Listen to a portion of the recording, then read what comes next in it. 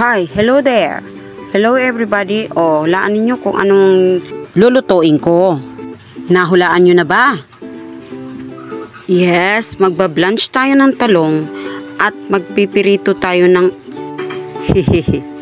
mali pala, nabaligtad na.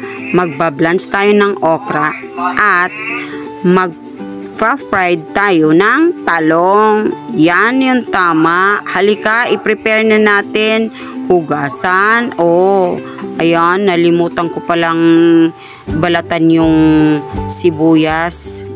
Ayan, tapos na. Hugasan na natin, guys. Ibigay na natin kay Bunso dahil siya ang nasa lababo. Tayo naman na mag-prepare ng tubig na may asin. Oh, ayan na. Hinugasan ni Bunso yung mga gulay.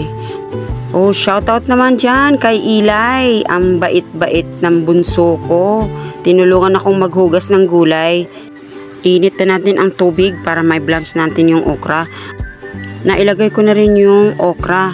Kumukulo na siya kasi, ayan, tingnan mo. Hinango ko na rin dahil nag-iba na yung kulay. Mag-plating na tayo. I-set aside muna natin. Punta naman tayo dito sa prepare na tayo para sa ating ipipritong talong.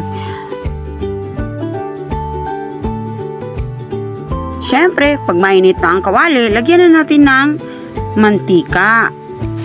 Basic na basic yan, mga kaibigan. Nagtatalsikan dito ang mantika dahil nga matubig pa yung talong. Pero sa pangalawang batch, pinunasan ko na ng tissue, pinatuyo ko na yung talong.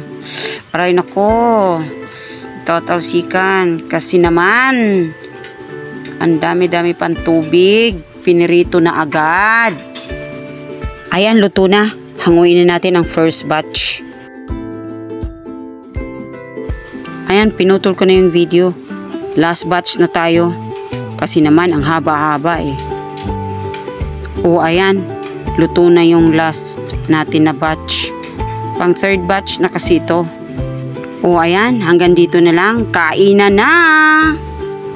Please like, comment, share, and subscribe.